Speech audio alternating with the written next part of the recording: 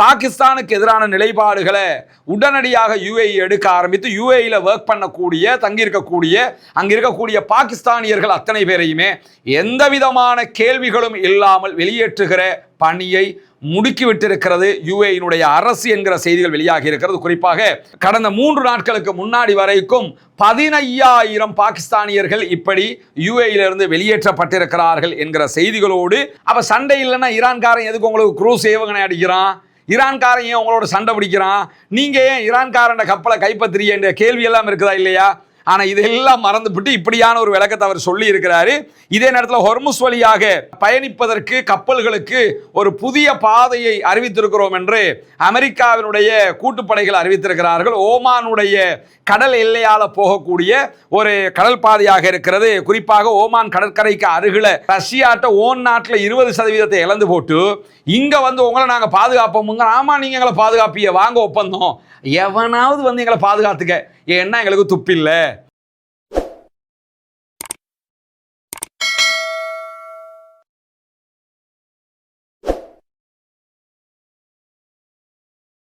அன்புக்கினிய சகோதர சகோதரிகளே, நம் அனைவர் மீதும் ஏக இறைவனுடைய அமைதியும் கருணையும் உண்டாகட்டுமாக என்கிற உயரிய பிரார்த்தனைகளோடு பாலஸ்தீன மீதான இஸ்ரேலிய ஆக்கிரமிப்பு இராணுவத்தினுடைய 2 ஆண்டு கால யுத்தம் ஒரு யுத்த நிறுத்தமாக மாற்றப்பட்டதற்கு பிறகு உடனடியாக இஸ்ரேலிய ஆக்கிரமிப்பு இராணுவம் அமெரிக்காவினுடைய கூட்டு இராணுவத்தோடு இணைந்து ஈரான் மீதான 40 நாள் யுத்தம் ஒன்றை நடத்தியிருந்தார்கள். அந்த யுத்தமும் தற்போது ஒரு யுத்த நிறுத்தமாக மாற்றப்பட்டிருக்கு. யுத்த நிறுத்தம் என்று சொன்னாலும் யுத்த நிறுத்தம் தொடர்கிறதா இல்லையா என்கிற அளவுக்கு தொடர் பிரச்சனைகளை உண்டாக்கி இருக்கிறார். அதே நேரம் மத்திய கிழக்கு முழுவதும் ஒரு பதட்டமான சூழல் எப்போதுமே இருந்து வருகிறது.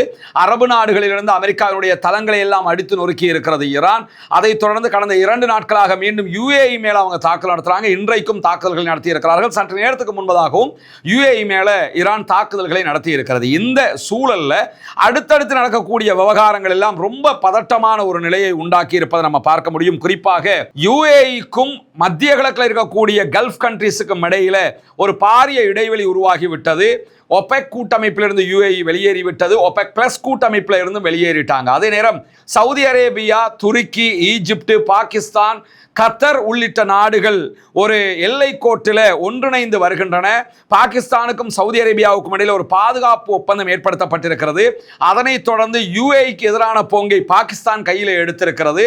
பாகிஸ்தானுடைய இராணுவ திறன்களை பயன்படுத்துகிறது சவுதி அரேபியா. அதிலும் குறிப்பாக யுஏஇக்கு எதிராக யுஏஇனுடைய ஆதரவு பெற்றதாக குறிப்பிடப்பட்டிருந்த லிபியாவினுடைய படைகளுக்கு இனிமேல் யுஏஇ எந்த உதவியும் செய்யக்கூடாது என்று சொல்லி பாகிஸ்தான் வழியாக சவுதி அரேபியா ஆயுதங்களை அனுப்பி கொண்டிருக்கிறது. ஏற்கனவே யமனுக்குள்ள யுஏஇக்கும் சவுதிக்கும் இடையில பிரச்சனை இருக்கிறது. சோமாலியாவுக்குள்ள பிரச்சனை இருக்கிறது. இந்த பிரச்சனைகளுக்கெல்லாம் மத்தியில் யுஏஇக்கு பாகிஸ்தான் கொடுக்க வேண்டிய 4 பில்லியன் அமெரிக்க டாலர் கடன்களை கூட சவுதி அரேபியா உடனே பாகிஸ்தானுக்கு கொடுத்து நீங்க திருப்பி கொடுத்துருங்க என்றெல்லாம் சொல்லிட்டாங்க. இதெல்லாம் நடந்து முடிஞ்சதுக்கு பிறகு தற்போது யுஏஇ ஒரு வேட்டையை ஆரம்பித்திருக்கிறது. அது என்னன்னு சொன்னா, இவ்வளவு நடந்துகிட்டு இருக்குது, நான் சொல்றத பாகிஸ்தான் கேட்காம சவுதி சொல்றதை கேட்டுக்கிட்டு இருக்கிறாங்க என்கிற ஒரு கோபம் இருக்கிறது. அதை தாண்டி பாகிஸ்தான் வழியாகத்தான் ஈரானுக்கு தேவையான எல்லா உதவிகளும் தரை வழியாக போய்கொண்டிருக்கிறது. எனவே இதற்கெல்லாம் மாற்றாக பாகிஸ்தானுக்கு எதிரான நிலைப்பாடுகளை உடனடியாக யுஏஇ எடுக்க ஆரம்பித்து யுஏஇல ஒர்க் பண்ணக்கூடிய அங்க இருக்கக்கூடிய பாகிஸ்தானியர்கள் அத்தனை பேரையுமே எந்த விதமான கேள்விகளும் இல்லாமல் வெளியேற்றுகிற பணியை முடுக்கிவிட்டிருக்கிறது யுஏஇனுடைய அரசு என்கிற செய்திகள் வெளியாகி இருக்கிறது. குறிப்பாக பாகிஸ்தான்காரங்களை ஏன் வெளியேற்றுறீங்க என்று சொன்னா, அவன் பாகிஸ்தான்ங்கிறதுனாலேயே வெளியேற்றுறோம் என்கிற பதிலை யுஏஇ சொல்லி இருக்கிறது. பாகிஸ்தானை சேர்ந்தவர்கள் கைது செய்யப்படுகிறார்கள். அவர்களுடைய வங்கி கணக்குகள் சீஸ் பண்ணப்படுகிறது. அவர்களுடைய வங்கி கணக்கில் இருக்கக்கூடிய பணம் எல்லாமே அரசுடைமையாக்கப்படுகிறது. யுஏஇ கவர்மெண்ட் ப்ராப்பர்ட்டியாக மாற்றப்படுகிறது. உடனடியாக அவங்க கைது செய்யப்பட்டு சிறையில் அடைக்கப்பட்டு அடுத்து கிடைக்கிற விமானத்தில் ஏற்றி பாகிஸ்தானை நோக்கி அனுப்பப்படுகிறார்கள். எந்த விதமான கேள்வி கணக்கும் கிடையாது. பிடிக்கிறாங்க, விசாரிக்கிறாங்க, வாக்குமூலத்தை பதிவு செய்யறாங்க, ஏற்றி அனுப்பிக்கிட்டே இருக்கிறாங்க என்கிற செய்திகள் வெளியாகி இருக்கிறது. நியூ லைன்ஸ் இதழுடைய செய்தி பிரகாரம் இதுவரைக்கும் கடந்த 3 நாட்களுக்கு முன்னாடி வரைக்கும் 15,000 பாகிஸ்தானியர்கள் இப்படி யுஏயிலிருந்து வெளியேற்றப்பட்டிருக்கிறார்கள் என்கிற செய்திகளோடு பல்லாயிரக்கணக்கான தொழிலாளர்கள் தொடர்ந்தும் இதே போன்று யுஏயிலிருந்து வெளியேற்றப்பட்டு கொண்டே இருக்கிறாங்க என்கிற செய்திகள் வெளியாகி இருக்கிறது.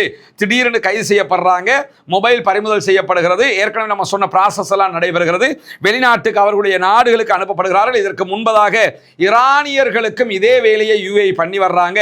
அங்கே இருக்கக்கூடியவங்க ஈரானுக்கு விசுவாசமா இருந்தாங்களா இல்லையா, நம்ம நாட்டுக்கு விசுவாசமா இருந்தாங்களா இல்லையா, அதெல்லாம் கதையில் நீ ஈரானா நாட்டை விட்டு போயிரு, பாகிஸ்தானா நாட்டை விட்டு போயிருன்னு சொல்லி மொத்தமாகவே UAE American Israel bro Israel என்கிற நிலைக்கு வந்து விட்டார்கள். எந்த அரபு நாடும் எனக்கு தேவையில்லை, எந்த இஸ்லாமிய நாடும் எனக்கு தேவையில்லை, எனக்கு தேவை பிசினஸ், எனக்கு தேவை அமெரிக்காவும் இஸ்ரேலும் என்கிற நிலையில தான் இப்பொழுது ஈரான் அமெரிக்காவினுடைய ஆதரவு பெற்றிருக்கக்கூடிய யுஏஇ மேல தாக்குதல் நடத்தும் போது அந்த தாக்குதல்களை தடுக்கிற வேலையை கூட யுஏஇக்கு சப்போர்ட்டாக இஸ்ரேல் பண்ணிக்கிட்டு இருக்கிறாங்க என்கிற செய்திகளும் வெளியாகி கொண்டிருக்கக்கூடிய சூழல்ல தான் இன்றைக்கு அமெரிக்கா வெளியிட்டிருக்கக்கூடிய ஒரு அறிவிப்பு பிரகாரம் ஈரானுடைய கடற்கரை பகுதிகளில் நாங்கள் ஐஆர்ஜிசிக்கு ஆதரவான 5 படகுகளை அளித்திருக்கிறோம் என்கிற செய்திகளை சொல்லியிருந்தாங்க. ஆனால் சற்று நேரத்துக்கு முன்பதாக ஐஆர்ஜிசி வெளியிட்டிருக்கக்கூடிய அறிவிப்பில் அந்த 5 படகுகளுக்கும் ஐஆர்ஜிசிக்கும் எந்த சம்பந்தமும் கிடையாது. அது பொதுமக்களுடைய சரக்குகள் ஏற்றி செல்லப்பட்ட படகுகள். பொதுமக்கள் தான் அதிலே 5 பேர் கொல்லப்பட்டிருக்கிறார்கள். எனவே எங்களை அழிப்பதாக சர்வதேசத்துக்கு சொல்லிக்கொண்டு, இராணுவத்தோடு மோதுவதாக சர்வதேசத்துக்கு சொல்லிக்கொண்டு அப்பாவி ஈரானியர்களை கொல்லுகிற வேலையை தொடர்ந்து அமெரிக்கா செய்து வருகிறது. எங்களுடைய பொறுமைக்கும் எல்லை இருக்கிறது என்கிற செய்திகளை இன்றைக்கு ஈரானுடைய ஐஆர்ஜிசி வெளியிட்டிருக்கக்கூடிய காட்சிகள் நம்ம பார்க்கிற அதே நேரத்தில் அமெரிக்காவினுடைய பென்டகனுக்கு பொறுப்பாக இருக்கக்கூடிய பாதுகாப்பு செயலர் பீட் ஹெக்ஸத் இன்றைக்கு ஒரு அறிவிப்பை விடுத்திருக்கிறார். அதில் அவர் என்ன சொல்றாருன்னா, நாங்கள் ஈரானோட சண்டையை விரும்பலை, நாங்கள் அவர்களோடு இணங்கி போவதற்குத்தான் தயாராக இருக்கிறோம். ப்ராஜெக்ட் ஃப்ரீடம் என்கிற கடற்படை நடவடிக்கை என்பது ஹொர்முஸ் ஜலசந்தியில் இருக்கக்கூடிய ஈரானுடைய ஆதிக்கத்தை உடைக்கிற ஒரு நடவடிக்கையை தவிர ஈரானோடு சண்டை பிடிக்கிற நடவடிக்கை இல்லைங்கிறாரு. இந்த உடைக்கிற நடவடிக்கைக்கும் சண்டை பிடிக்கிற நடவடிக்கை இல்லைங்கிறதுக்கும் என்ன வித்தியாசங்கிறத இவங்கள்ட்ட தான் கேட்கணும். உலகத்தில் இப்படியான வியாக்கியானம் எல்லாமே இவங்கள மாதிரி ஆக்கள் மட்டும் தான் சொல்லணும். அவ்வளவு மூளை இவங்களுக்கு. என்னன்னா, ஈரானோட நாங்கள் சண்டை இல்லை, ஆனால் ஆதிக்கத்தை உடைக்கிறோம். ஆதிக்கத்தை எப்படி உடைக்கிறோம்னா, இங்கே இராணுவ தளங்களை கொண்டு உடைத்து கொண்டு இருக்கிறோம். 100க்கும் மேற்பட்ட விமானங்கள், அதே போன்று USS ஜார்ஜ் டபிள்யூ புஷ் என்கிற விமானம் தாங்கி கப்பல், அதை தாண்டி 15,000க்கும் மேற்பட்ட US ஃபோர்ஸஸ், இவங்களை எல்லாம் வச்சுக்கிட்டு ஹொர்முஸ்ல கப்பல் யாருனாலும் போங்க, ஈரான் இதுக்கு அப்புறம் தலையிட்டா நாங்கள் தொலைச்சு போடுவோம், நாங்கள் பாதுகாப்புக்கு வர்றோம் என்று சொல்லி ஈரானோடு முட்டி மோதுவதற்கு பேர் சண்டை இல்லையா, அந்த ஆதிக்கத்தை குறைக்கிறதான். அப்போ சண்டை இல்லைன்னா ஈரான்காரன் எதுக்கு உங்களுக்கு குரூஸ் ஏவுகணை அடிக்கிறான், ஈரான்காரன் ஏன் உங்களோட சண்டை பிடிக்கிறான், நீங்கள் ஏன் ஈரான்காரன் கப்பலை கைப்பற்றுறீங்க என்ற கேள்வி எல்லாம் இருக்குதா இல்லையா? ஆனால் இதெல்லாம் மறந்துவிட்டு இப்படியான ஒரு விளக்கத்தை அவர் சொல்லி இருக்கிறாரு.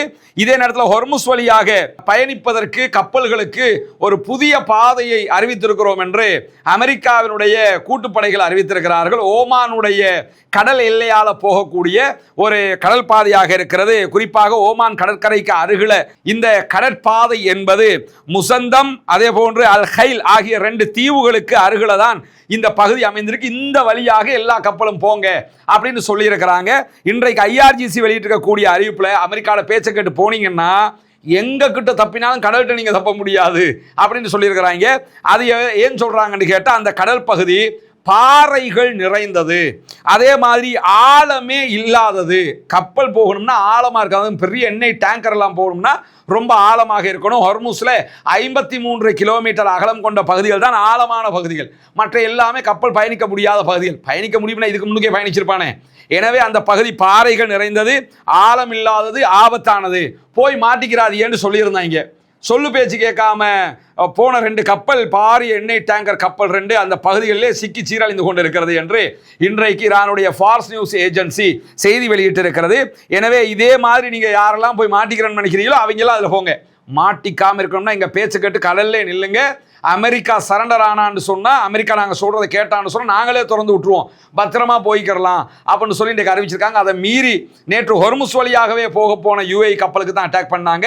அதே மாதிரி தென் கொரியாவினுடைய கப்பல் மேலேயும் அட்டாக் பண்ணியிருந்தாங்க என்கிற செய்திகளை நம்ம சொல்லியிருந்தோம். இந்த நிலையில தான் மீண்டும் அரபு நாட்டுக்காரங்களை மண்டையில் மிளகா அரைக்கிறதுக்காக உக்ரைனுடைய அதிபர் இன்னைக்கு பஹ்ரைனுக்கு வந்திருக்காரு. சவுதிக்கு போனாரு, துபாய்க்கு போனாரு, கத்தருக்கு போனாரு, இப்போ பஹ்ரைனுக்கு வந்திருக்கிறாரு. அடுத்து குவைத்துக்கு போவார்.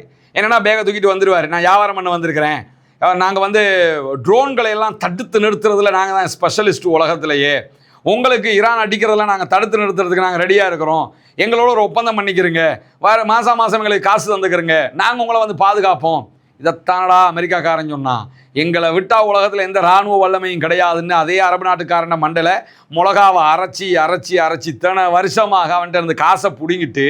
அன்புக்கினிய சகோதர சகோதரிகளே, கூட்டு குர்பான் திட்டம் கடந்த ஆண்டை போன்று இந்த ஆண்டும் செயல்படுத்துவதற்கான அறிவிப்பாகத்தான் இந்த செய்தியை உங்ககிட்ட நாங்கள் சொல்ல இருக்கிறோம். கடந்த ஆண்டும் நம்ம நபிகள் நாயகம் ஸல்லல்லாஹு அலைஹி வஸல்லம் அவர்களுடைய வழிகாட்டுதல் பிரகாரம், திருமறை குர்ஆனுடைய வழிமுறைகள் பிரகாரம் கூட்டு குர்பான் திட்டத்தில் குர்பானி பங்குகளை இணைத்து ஏழை எளிய மக்களுக்கு அதனுடைய பலனை கொண்டு போய் சேர்க்கிற பணியை செய்திருந்தது உங்களுக்கு எல்லாம் தெரியும்.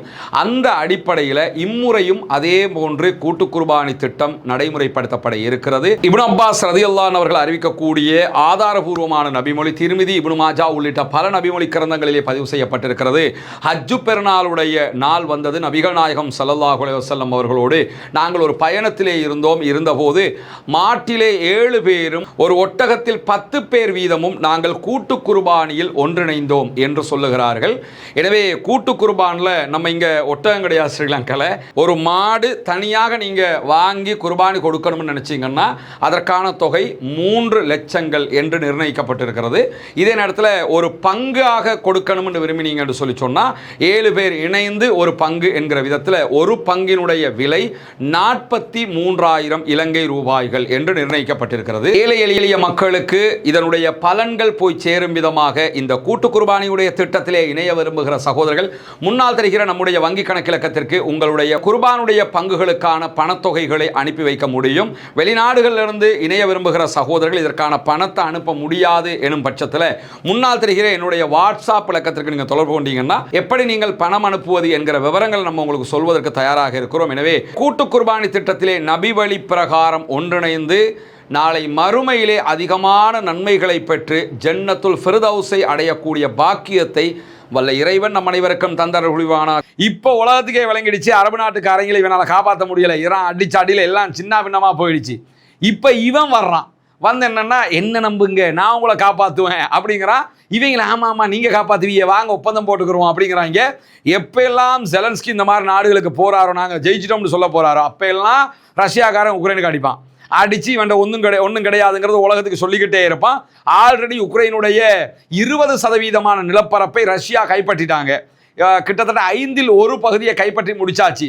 ரஷ்யாட்ட ஓன் நாட்டில் 20% இழந்து போட்டு இங்கே வந்து உங்களை நாங்கள் பாதுகாப்போமுங்க. ஆமாம் நீங்கள் எங்களை பாதுகாப்பிய, வாங்க ஒப்பந்தம்.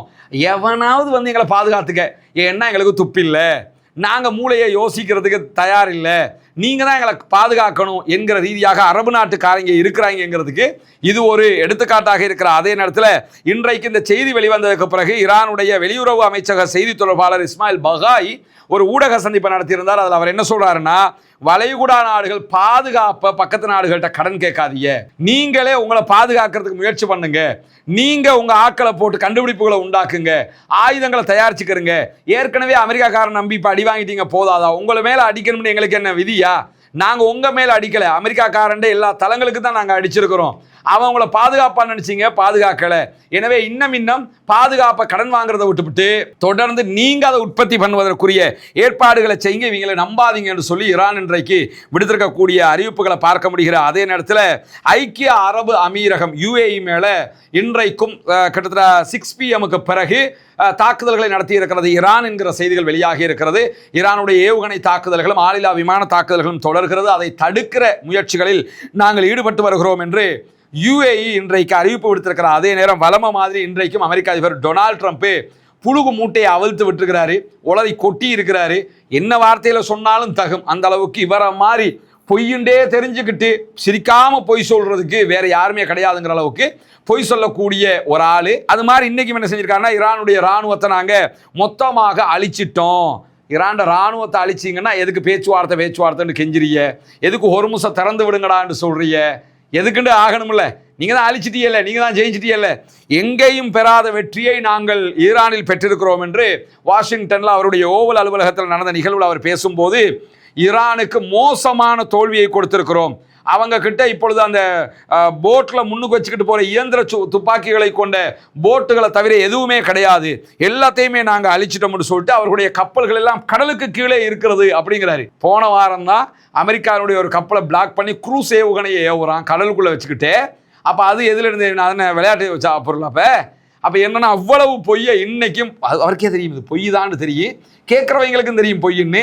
நம்ம சொல்றது பொய், கேட்குற அத்தனை பேருக்கு நம்ம பொய் தான் சொல்கிறோம்னு தெரியும், ஆனால் பொய்யை சொல்லுவோம்னு சொல்லுவாப்புல. அந்த மாதிரி ஒரு பொய்யாக இதையும் கடந்து போக வேண்டியிருக்கிற அதே நேரத்தில் இன்றைக்கு லெபனானுடைய பகுதிகளை நோக்கி அப்பாவி பொதுமக்கள் மேலே இஸ்ரேலிய ஆக்கிரமிப்பு ராணுவம் நடத்தி வரக்கூடிய தாக்குதல்களுக்கு எதிராக ஹெஸ்புல்லாக்கள் பயங்கரமான தாக்குதல்களை நடத்தி இருக்கிறார்கள். குறிப்பாக இஸ்ரேலுடைய ஹெலிகாப்டர்கள் மீதும் படகுகள் மீதும் டாங்கிகள் மீதும் இன்றைக்கு தாக்குதல்களை நடத்தி இருக்கக்கூடிய ஹெஸ்புல்லாக்களுடைய படைப்பிரிவு இஸ்ரேலிய படைகள் கூடுமிடங்களை எல்லாம் குறிவைத்து தாக்கியிருக்கிறார்கள். ரபுத் என்கிற தளத்தில் புதிதாக நிறுவப்பட்ட இஸ்ரேலுடைய பீரங்கி நிலைகள் மேலே தாக்குதல் நடத்தி இருக்கிறாங்க. ட்ரோன்கள் கூட்டத்தையே பயன்படுத்தி இந்த தாக்குதல்கள் நடத்தப்பட்டிருக்கிறது.